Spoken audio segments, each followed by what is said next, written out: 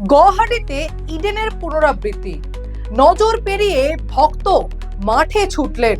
ইডেনে royal Challengers Bangalore বনাম KKR ম্যাচে ইডেনে গাড্রেল টপকে বিরাট কোহলির দিকে ছুটে যান এক অনুরাগী। সেই নিয়ে মন্তব্য করে বিতর্কে জড়ান বিসিসিআই এর অধিকর্তা রাজীব শুক্লা।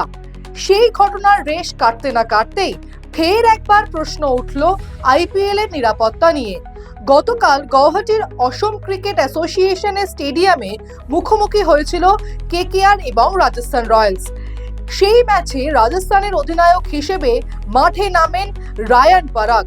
দর্শকদের হর্ষধ্বনির মধ্যে উচ্চারিত হতে থাকে তার নাম। উৎসাহী এক ভক্ত ইডেনের ম্যাচের মতোই ফেন্সিং ডিঙিয়ে মাঠে চলে আসেন। মাঠে তখন ব্যাট করছে কেকেআর। রাজস্থানের ইনিংস শেষ হয়ে গিয়েছে। তার মধ্যে পরাগের পায়ে লুটিয়ে পড়েন ওই অনুরাগী, জড়িয়েও ধরেন তাকে। গোটা ঘটনায় হতভম্ব হয়ে পড়েন রিয়ান। ম্যাচও থমকে যায়। পরে নিরাপত্তা রক্ষীরা এসে সেই যুবককে মাঠের বাইরে বের করে নিয়ে আসেন।